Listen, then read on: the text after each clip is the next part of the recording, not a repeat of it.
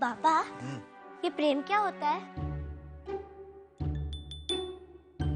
जब मर्यादा पुरुषोत्तम श्री रामचंद्र जी ने पहली बार सीता माता को पुष्प वाटिका में देखा तो उन्हें कुछ ऐसा ही अनुभव हुआ। अगर प्रेम हो गया फिर क्या होता है? फिर विवाह हो जाता है। हाँ, झांसी के राजा अपने लिए महारानी ढूंढ रहे हैं। क्यों? क्या उनका विवाह नहीं हुआ? अब ये तो पता नहीं, पर वो जिस भी कन्या से विवाह करेंगे उसे नृत्य भली भांति आना चाहिए। नृत्य तो नाचने गाने वालियों को आता है, क्या वो उन्हें महारानी बना लेंगे?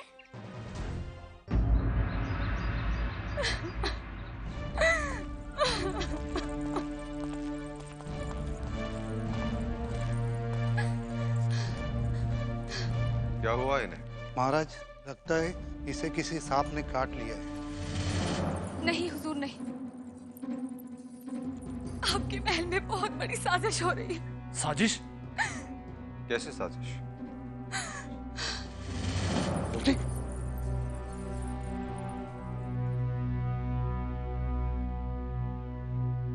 जो साक्षात कोमलता का प्रतीक हो उसके लिए हार सहन करना बहुत मुश्किल है। रघुनाथ सिंह। जी महाराज। वैद्य को बुलाइए। जी महाराज। मोती, मोती। अब तुम्हें महारानी बनने से कोई नहीं रोक सकता। बस अपना धैर्य बनाकर रखना। विष न मिलने पर तुम बहुत जल्दी विचलित हो जाती हो। विषी तो हम विष कन्याओं का जीवन है महारानी साहिब। उसका प्रबंध समय पर हो रहा है।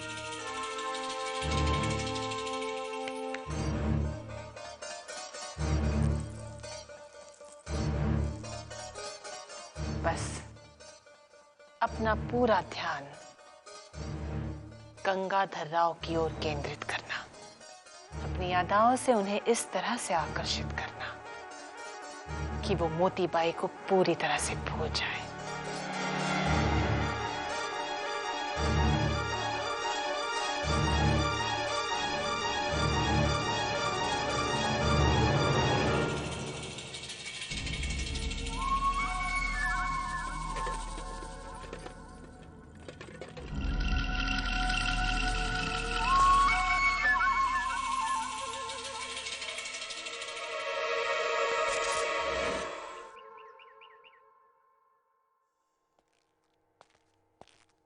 पापा, आप आजोबा के साथ नहीं जाएंगे? अरे मैं तो जाने के लिए तैयार था, परंतु श्रीमान सरकार वो तो अपना पेशवाई मान सम्मान भूलकर अकेले जाना चाहते हैं। हे देवा, ये संबंध बन जाए तो सारा बिठुर एक हो जाएगा। फिर इन फिरंगियों का साहस तक नहीं होगा कि वो हमारी तरफ आंख उठाकर भी देख सके। मनु दीदी, आपको श्रीमन सरकार याद कर रहे हैं। बाहर बग्गी तैयार खड़ी है। हम भी चलेंगे? श्रीमन सरकार के साथ केवल आप ही जा रही हैं। अभी तक छबीली नहीं आई। लेकिन आप तो अकेले जाने वाले थे। इस शुभ कार्य की चेतना जगाने वाली हमारी छबीली है।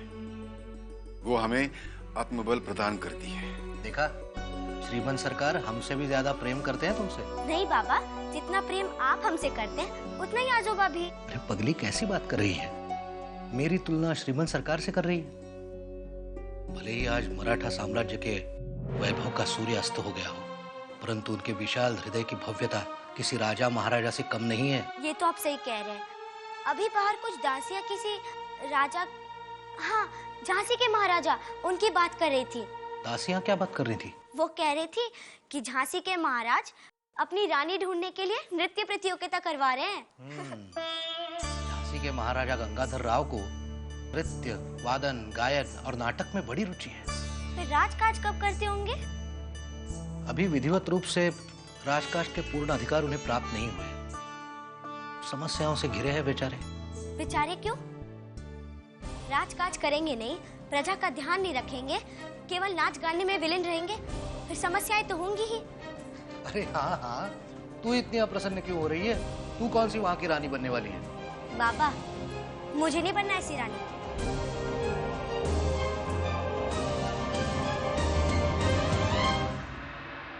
प्रधानमंत्री जी, जब हमारे समक्ष श्वेतांबरा की कुंडली रखी गई थी, तब आप सब ने एक राय होकर हमें पूर्ण सहमति जताई थी, और आज आप शंका व्यक्त कर रहे हैं। क्षमा कीजिएगा महाराज, सेवक को आपने परामर्श देने का अधिकार दिया था, इसलिए संदेह प्रकट किया है कि राजकुमारी श्वेतांबरा। संदेह और शंका बिना साक्ष्य के कोई अर्थ नहीं रखते।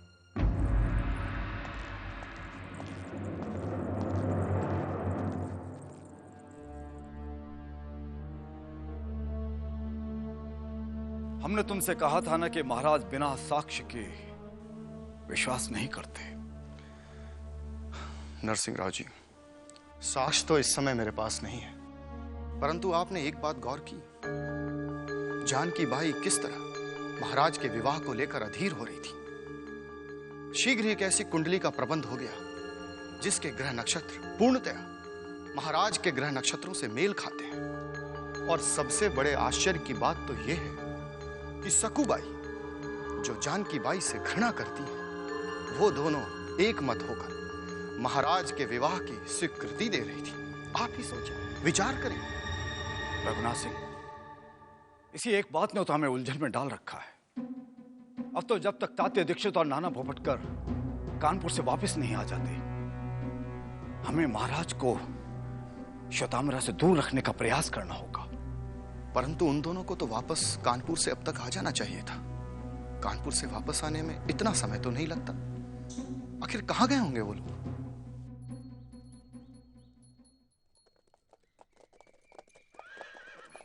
तात्या जी, कस्बा छोटा है, लेकिन संपन्नता झलकती है। भोपटकर जी, ये ब्रह्मावर्त है। संपूर्ण सृष्टि की रचना के बाद ब्रह्मा जी ने यहाँ आनंद के क्षण बिताए थे। भोपटकर जी, यहाँ पूछ लेते हैं। श्रीमान जी, ये आचार बादरायन का घर कहाँ है? यहाँ से थोड़ी दूर कानकुब जी टोली में जौन सबसे अच्छा घर दिखाई दिए वो आचार्य जी का सब। जी धन्यवाद। आइए भोपटकर जी।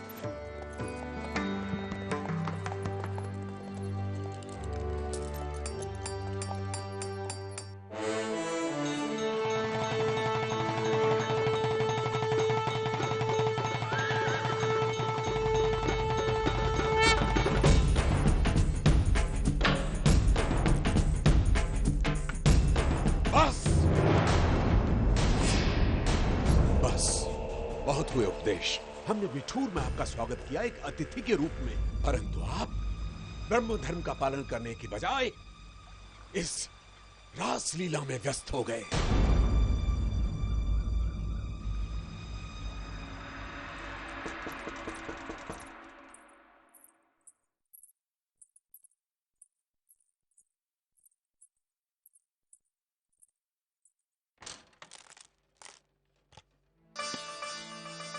मन्नू, तुम आओ।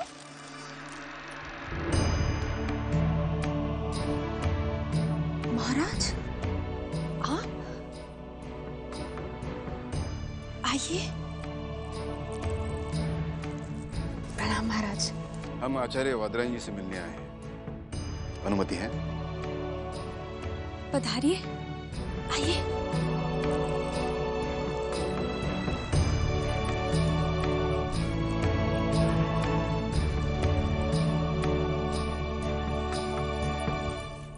कृपया आचार्य जी को सूचित कर दीजिए कि बाजीराव आए हैं।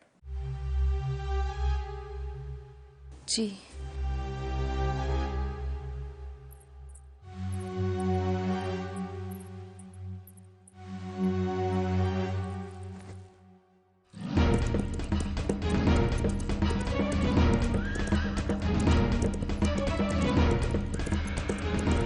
बाजीराव था लेकर मेरे द्वार पर आया है।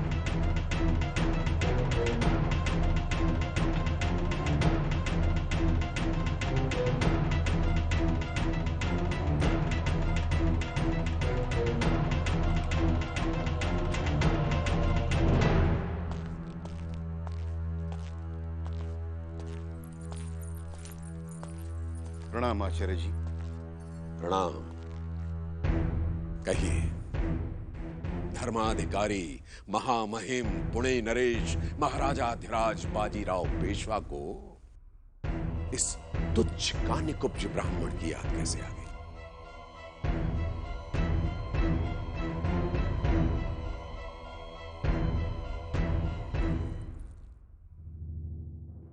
आचार्य जी, आपके इन संबोधनों में छिपा विष ये बाजीराव कितनी बार पी चुका है। अब तो आपके व्यंग में भी असीम प्रेम नजर आने लगा है। प्रेम? अब ये दिन भी देखना शेष रह गया था कि कान्यकुब्ज ब्राह्मणों के आचार्य को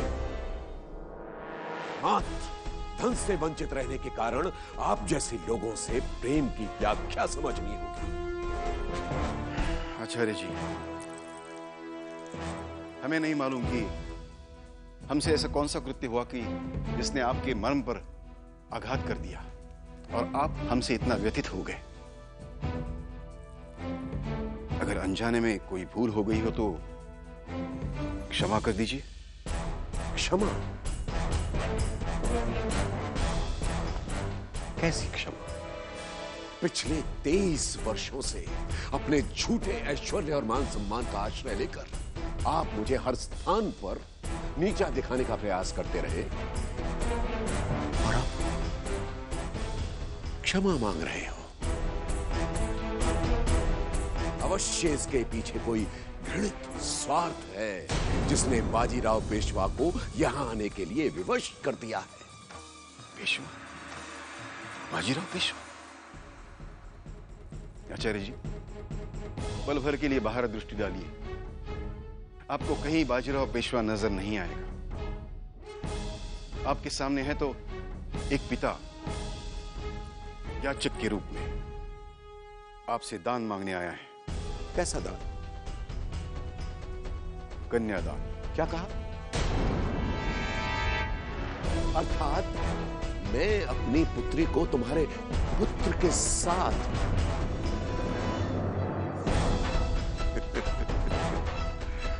वाह! और तुम समझे कि वादरायण बहुत प्रसन्न हो जाएगा, गौरवान्वित हो जाएगा, क्योंकि इतने बड़े पेशवा का संबंध उसकी पुत्री के लिए आया है। बाजीराव, तुम जैसे लोगों के साथ संबंध बनाने के बजाय मैं अपनी पुत्री को मृच्छों की भांति खोद कर गाड़ दूंगा, समझे? शिवानंद, इन सारे थालों को उठाकर इनके द्वार पर जाकर फेंक दो।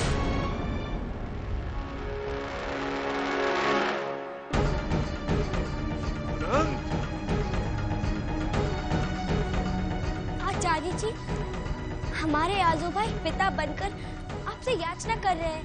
क्या आप एक क्षण के लिए पिता नहीं बन सकते? वैशाली दीदी हमारे नाना भाव से प्रेम करती है। झूठ है ये। यशोदा, बुलाओ उसे।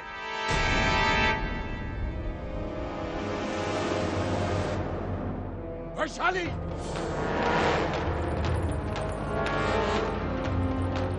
क्या कह रही है? हाँ बताइए वैशाली दीदी, क्या आप हमारे नाना भाव से प्रेम नहीं करती?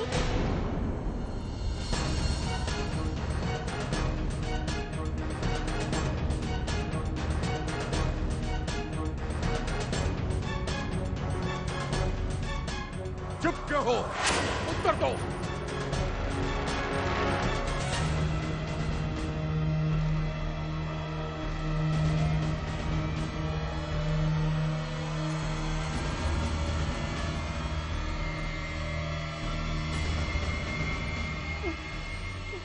नहीं। वैशाली, तुम ये क्या कह रही हो?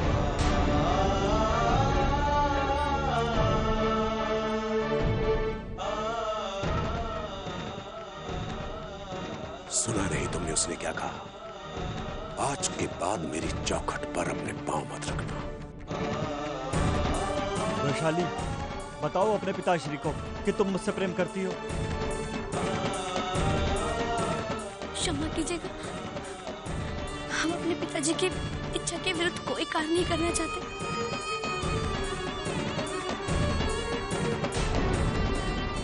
भगवान के लिए चले जाइए यहाँ से।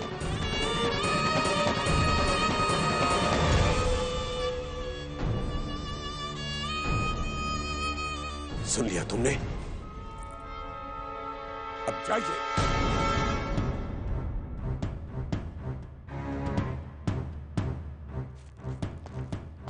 चलिए आजोबा, बात मनुष्य से की जाती है, अहंकार से नहीं।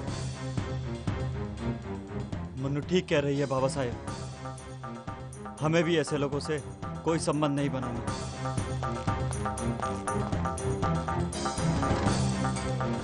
अपवित्र हो गया है हमारा कक्ष। गंगा जल लेकर आओ यशोदा।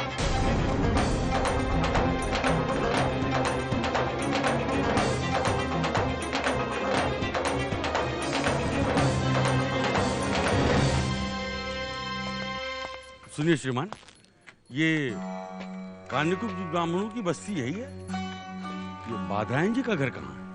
वो रहा पास में। हाँ, आइए पोपटकर जी, ये संबंध शीघ्रातिशीघ्र बन जाए तो बहुत अच्छा है।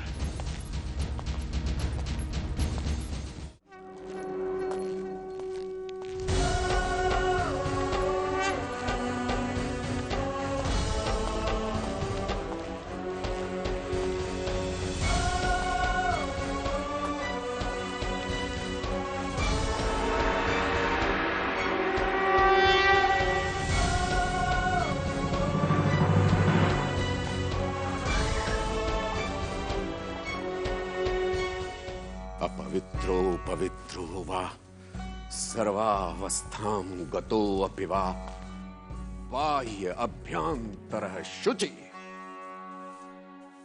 प्रणाम आचार्य जी।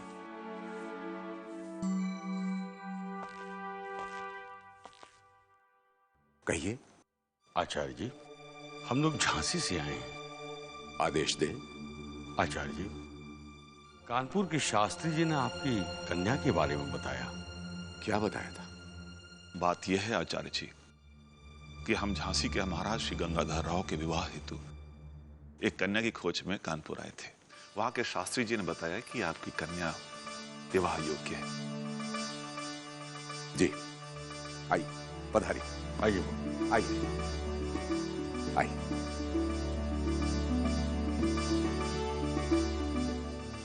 मैं कुछ ही पलों में आता हूं।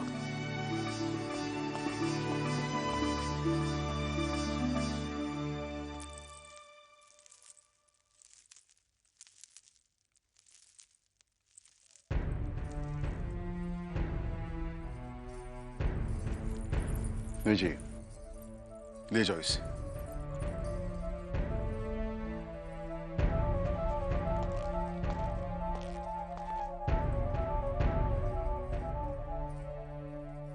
क्षमा कीजिए श्रीमंत सरकार,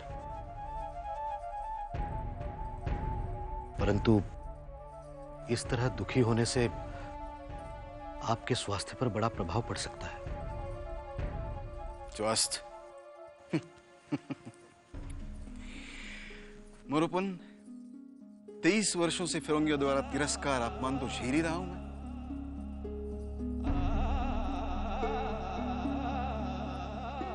लेकिन आज जिंदगी में पहली बार अपनों द्वारा किया हुआ अनादर, अपमान सहन नहीं कर पा रहा हूं मैं।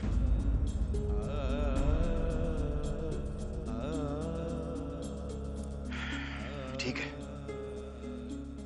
जीवन के इस अंतिम पड़ाव में यही देखना शेष था।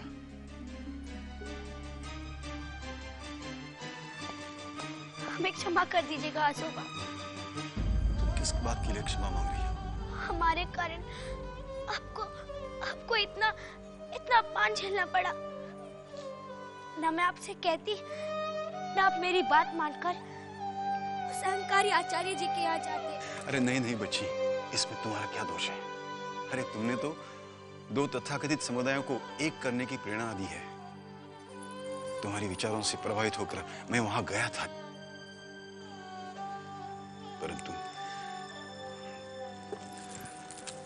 सच कहूं तो मैं भाईदराइन जी को भी दोष देना नहीं चाहूंगा।